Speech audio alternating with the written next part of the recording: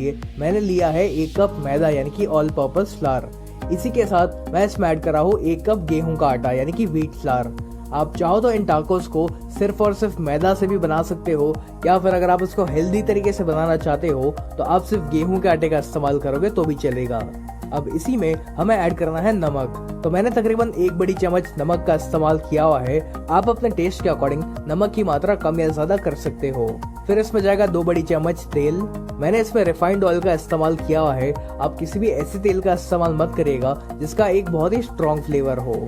अब बस हमें इसमें थोड़ा थोड़ा पानी ऐड करते जाना है और इसका हम एक सॉफ्ट डो बनाएंगे।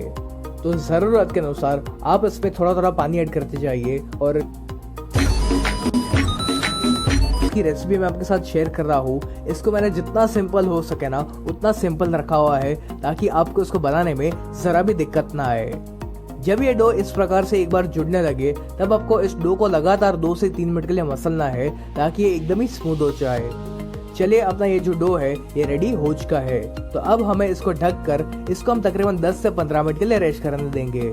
और जब तक ये डो रेस्ट करता है तब तक हम बाकी की तैयारी करेंगे। तो अब एक पैन में आपको लेना है 2 से 3 बड़ी चम्मच तेल। और तेल जब अच्छे से गर्म हो जाए उसके बाद हमें इसमें ऐड करना है 1 प्याज। और इस प्याज को मैंने लंबा लंबा कट कर लिया था। अब इस प्याज को हमें तब तक फ्राई करना है जब तक ये थोड़ा सा ब्राउन नहीं हो जाता। आप चाहो तो इसमें इस समय पर बिल्कुल थोड़ा सा नमक डाल सकते हो ताकि जो प्याज है ये फटाफट से ब्राउन हो जाए। इस तरह से प्याज को फ्राई करने से इसका जो फ्लेवर है ना वो और बेहतर हो जाता है। चलिए अब ये जो प्याज है ये ब्राउन हो चुका है। तो अब हम क्या करेंगे कि इस पैन में से इस प्याज को बाहर निकाल लेंगे और जो एक्स्ट्रा ऑयल बचा हुआ है उसको आप साइड पर निकाल लीजिए, या फिर इसी पैन में आप रख सकते हो क्योंकि वैसे भी हमें थोड़ी देर के बाद इसमें रोटी वगैरह सेकनी है। अब आपको लेने हैं 4 से 5 उबले हुए आलू और इन आलूओं को हमें पहले ग्रेट करना है। आलू को हम ग्रेट इसलिए कर रहे हैं ताकि इसमें आलू के कोई भी बड़े बड़े टुकड़े ना रह जाए। चलिए मैंने सभी आलूओं को ग्रेट कर लिया है। तो अब जो प्याज को हमने फ्राई करके रखा हुआ था वो हमें इसमें ऐड करना है। अब इसी के साथ मैं इसमें ऐड कर रहा हूँ 1 बड़ी चम्मच चिली फ्लेक्स। यदि आपके पास चिली फ्लेक्स ना हो तो आप लाल मिर्च पाउडर का इस्तेमाल कर सकते हो, या फिर यदि आपको चिली फ्लेक्स घर पर बनानी है तो आप थोड़ी सी सूखी लाल मिर्च लीजिए और उनको मिक्सी में डाल के ग्राइंड कर लीजिए और आपकी जो चिली फ्लेक्स है वो रेडी हो जाएगी। चिली फ्लेक्स की मात्रा कितनी रखनी है ये आप अपने पसंद अनुसार कम या ज्यादा कर सकते हो। अब इसी के साथ मैं इसमें ऐड कर रहा हूँ आधा छोटी चम्मच काले मिर्च पाउडर यानी कि ब्लैक पेपर पाउडर। फिर इसमें एक चटपटा टेस्ट लाने के लिए मैं इसमें ऐड कर रहा हूँ 1/4 छोटी चम्मच चाट मसाला। चाट मसाला की जगह पर आप इसमें थोड़ा सा नींबू का रस भी डाल सकते हो।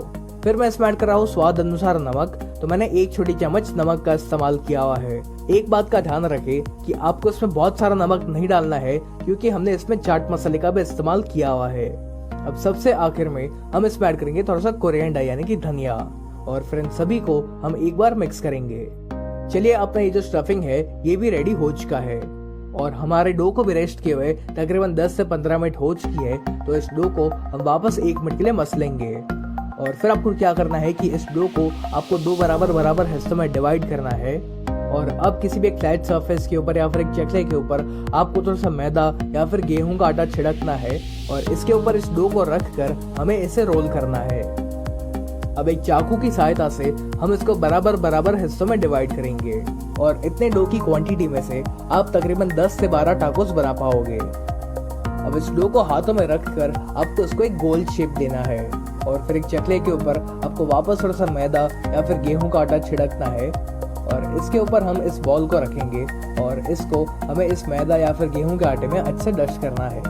फिर एक बेलन की सहायता से हम इसको बेलेंगे, लेकिन ध्यान रहे कि आपको इसको ना ही बहुत ज्यादा मोटा बेलना है और ना ही बहुत ज्यादा पतला बेलना है। जैसे कि आप देख रहे हो कि इसको मैंने बेल लिया है और इसकी थिकनेस मैंने इतनी रखी हुई है। और ठीक इसी प्रकार से आपको बाकी सारी रोटी को भी बनाकर रेडी करना है। जब सारी रोटी बनकर रेडी हो जाए तब हम उनको सेकेंगे। तो इनको सेकने के लिए आप तवा को एक बार अच्छे से गर्म कर लीजिए और फिर आपको इन रोटियों को हाई फ्लेम पर ही सेकना है। अभी फिलहाल आपको इस रोटी को पूरी तरीके से नहीं सेकना है, इनको बस हम कच्चा पक्का सेकेंगे क्योंकि इन रोटी को हम दूसरी बार भी सेकने वाले हैं। तो इसलिए इन रोटी को आप हाई फ्लेम पर इस तरह से पलट कर फटाफट से सेक लीजिए और इनको आपको तब तक सेकना है जब तक इस रोटी के ऊपर हल्के से बबल्स नहीं आ जाते। जैसे कि आप देख पा रहे हो कि ये जो रोटी है ये कच्ची पक्की सेक चुकी है, तब हम इसको बाहर निकाल लेंगे और ठीक इसी प्रकार से आपको बाकी सारी रोटी को भी इसी तरह से कच्चा पक्का सेकना है। अब आपको क्या करना है कि इस रोटी के ऊपर आपको डालना है थोड़ा सा टोमेटो केचप। आप चाहो तो टोमेटो केचप की जगह पर रेड चिली सॉस या फिर शेजवान सॉस का भी इस्तेमाल कर सकते हो, या फिर अगर आपको मेयोनीज पसंद हो तो आप उसका भी इस्तेमाल करोगे तो भी चलेगा। अब इस टोमेटो केचप को हम इस रोटी के हर तरफ इवनली स्प्रेड करेंगे। अब जो आलू का हमारा स्टफिंग था उसको हमें इसकी एक साइड पर रखना है और इसको हम इवनली स्प्रेड कर लेते हैं। इस आलू के स्टफिंग को आपको रोटी की हर तरफ स्प्रेड नहीं करना है, इसको हम रोटी की सिर्फ एक तरफ ही स्प्रेड करेंगे। अब इस स्टफिंग के ऊपर हम ऐड करेंगे थोड़ा सा चीज़। तो मैंने मोज़रेला चीज़ का इस्तेमाल किया हुआ है, आप चाहो तो प्रोसेस चीज़ का भी इस्तेमाल कर सकते हो। और चीज़ की मात्रा कितनी रखनी है ये भी आप अपने पसंद अनुसार कम या ज़्यादा कर सकते हो।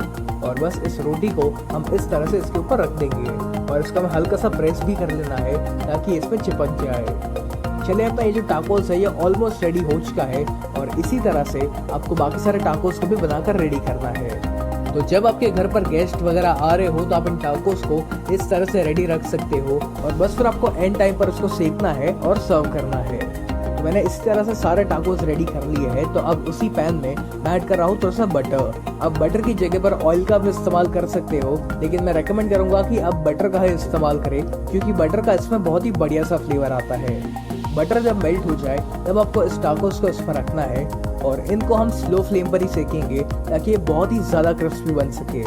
यदि आप इसको हाई फ्लेम पर सेकने जाओगे तो ये फटाफट से ब्राउन तो हो जाएगा लेकिन उतना क्रिस्पी नहीं बन पाएगा। तो यदि आप भी अपने टाकोस को बहुत ही क्रिस्पी बनाना चाहते हो तो उनको स्लो या फिर मीडियम फ्लेम पर ही सेकें। थोड़ी देर बाद आप इसको पलट लीजिए और ठीक इसी प्रकार से आपको इसकी दूसरी साइड को भी सेकना है। जब दोनों साइड्स अच्छे से सेक जाए तब हमें इसकी नीचे की साइड को भी सेकना है। तो 2 चम्मच की सहायता से आप इसको इस तरह से सेक सकते हो।